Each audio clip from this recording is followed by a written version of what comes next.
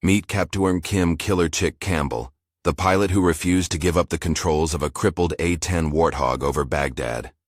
On April 7, 2003, when the dust, gunfire, and the heat of combat converged on a single bridge, her choices would decide whether a 16-ton warplane stayed in the sky or fell into a city at war. It was a close air support mission, the kind of flying the A-10 was built for.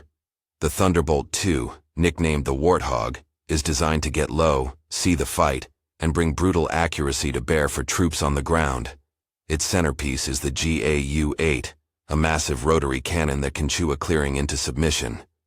But on that day over Baghdad, the Warthog's toughness would be tested in ways no checklist could fully prepare for. Campbell flew as one of a pair. Major Rick Penno Turner led the flight. Campbell was his wing. Together they vectored in through a sand-choked sky, exchanging brief radio calls and scanning for the enemy positions that had pinned down friendly forces near a bridge, a choke point both tactical and symbolic. A forward air controller on the ground guided them, painting targets and relaying where troops needed immediate protection. The approach was tense from the first second. Sandstorms blurred the horizon and kicked up dust that hid movement. Still, the A-10s dropped low and slow, trading speed for visibility. Campbell ran the GAU-8 on the first passes, the cannon's staccato thumps reaching the ground as precise, devastating bursts.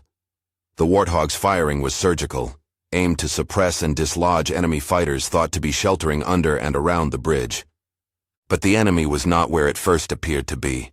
Initial strikes scoured the obvious positions, yet failed to drive the fighters into the open. They adapted. The pilots shifted tactics, trading the cannon's pinpoint punch for Hydra rockets to cover angles the gun could not reach. Each run demanded new calculations: angle, speed, altitude, and the constant risk of small arms, heavier machine guns, and the shoulder-fired missiles known to lurk in urban environments. If the tension was high in the cockpit, it was higher still on the ground. The men calling for support were in the open, and they needed suppression, not experiments. Campbell and Turner alternated attacks with calm efficiency, marking coordinates, adjusting aim, and covering each other's blind spots. That discipline is one of the reasons the A-10 remains beloved by ground forces. It goes where the fight is personal, and it stays long enough to help. Then everything changed in a single pass. On a second rocket run, the air around Campbell's Warthog erupted.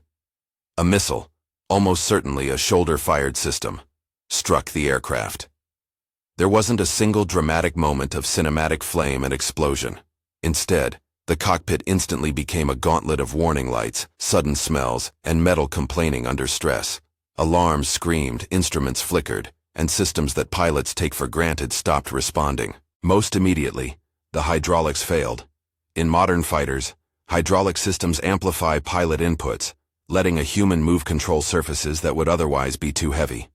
With hydraulics gone, the connection between hand and airplane becomes raw and brutal.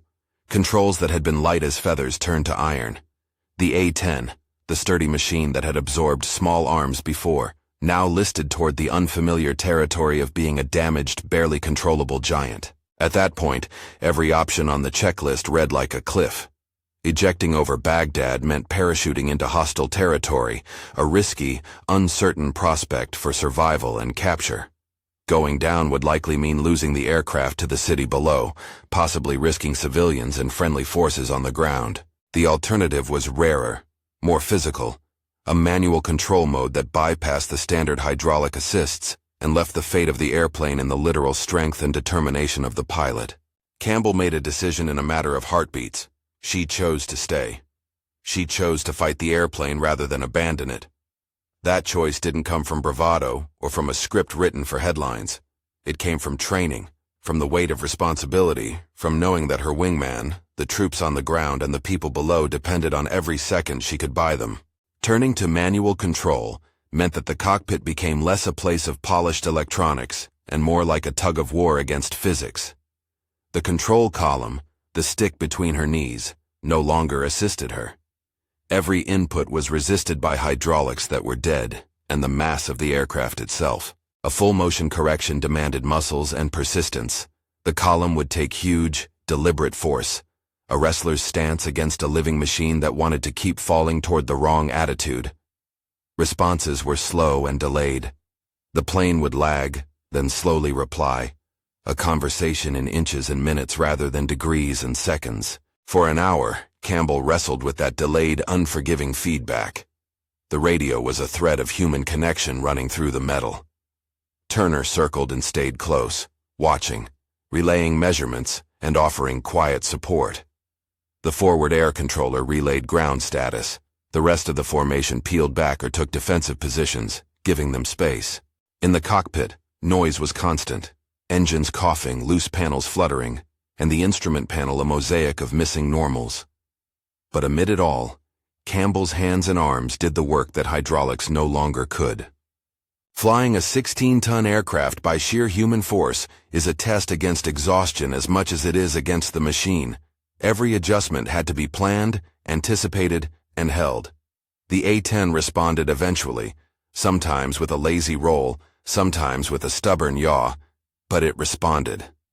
Campbell trimmed what could be trimmed, managed thrust, and used what remaining systems she could rely on.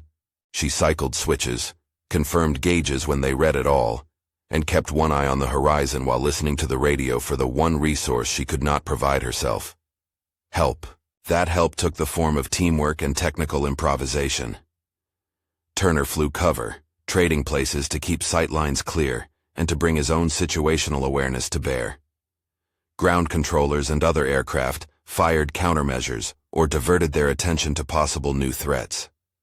Mechanically, the crew performed every non-classified measure available to them, jettison items to reduce weight where possible, and run what remaining redundancy the system offered. But the core of returning the aircraft to base rested on the tortured choreography between pilot and plane, and on Captain Campbell's unrelenting will. Against the backdrop of war, it's easy to reduce heroism to a single act, but the hour-long limping flight back to friendly airspace was an accumulation of small decisions. She managed fuel state, engine output, and navigational fixes. She accepted slower speeds to keep control authority as predictable as possible. She fought physical pain and mental fatigue. At times the aircraft shuddered under the work of still-functioning systems pierced by shrapnel. At other moments, it settled into a fragile stability that Campbell had to hold with her body and mind. Approach to Al Jaber Air Base in Kuwait brought a new kind of tension. The runway was not yet a guaranteed safe haven. It was a place that demanded precise configuration at the exact time and angle, with landing gear down, flaps set, and enough control to keep the touchdown survivable. Radio chatter tightened. Tower giving vectors, Turner relaying spacing, ground coming alive to receive them. Mechanics and crews on the ground prepared for a damaged warplane and a single pilot who had fought for every mile. On final, the world condensed to instrument readouts, the geometry of runway lights, and the feel of the stick under her hands. At around 60 feet above the runway, something the pilot could not predict happened. The plane suddenly veered left. For a moment, the instinct that had kept her alive burned brightest. A massive, almost reflexive pull countering the drift. The aircraft, which had been fighting its own inertia and wounds for an hour, obeyed. The Warthog came back in line. Touchdown was not graceful in any civilian sense. It was precise in the ways that mattered. The wheels met runway, the flight slowed, and the plane stayed whole. On the radio there were congratulations and a single collective exhale. Mechanics rushed forward. Medics stood ready. Turner's voice, calm through the static, offered both relief and affirmation. The A-10 that had been struck and carved by fragments was now stopped, alive for the moment, and in the care of those who would write its report and tally its scars. The aircraft that went down that day would be written off. The damage was more than economical repair could justify. The shrapnel had found critical pathways and the costs of restoration outweighed other priorities. But the plane's story did not end with a scrap heap. Parts of it, a fragment of tail, a preserved piece of metal imbued now with story, would find a place of honor in a museum. In that quiet display case, visitors could stand where the roar of engines was absent and still feel the weight of the decision a single pilot had made under pressure. And Campbell? The day after she flew the damaged Warthog home, she returned to flying. That fact isn't about stubbornness.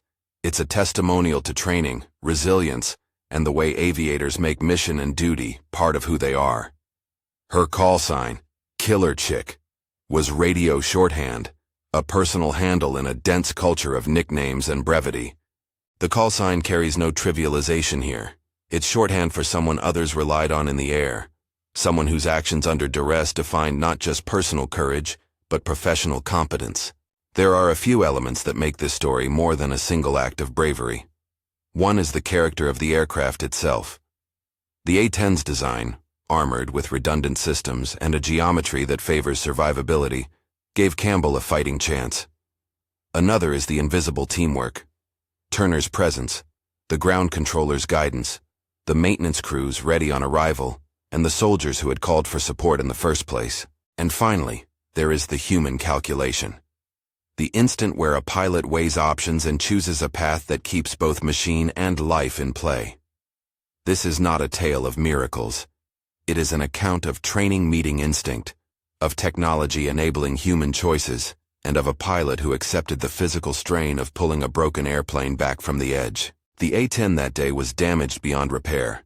The pilot who flew it back became, to those who watched and to military aviation history, an example of steady courage in a violent, chaotic moment. If you want to see a piece of that aircraft, a fragment of the tale sits preserved at the National Air and Space Museum, where visitors can stand inches from metal that once hung over Baghdad's skies. There, looking at that worn edge, it's possible to imagine the cockpit strain, the chorus of radios and the force of hands that would not let go. Meet the brave woman behind the controls. Captors Kim, killer chick Campbell. She took a decision that day that many would not have taken, and for an hour she translated will into motion. For anyone who watches a pilot face a failing aircraft and chooses to fight, the lesson is clear. Courage is more often a long, exhausting persistence than a single cinematic instant. If you love stories like this about machines, people, and the choices that bind them, hit subscribe for more. And if you find yourself near the National Air and Space Museum, look for the Warthog's tail and remember the hands that steadied it in the sky.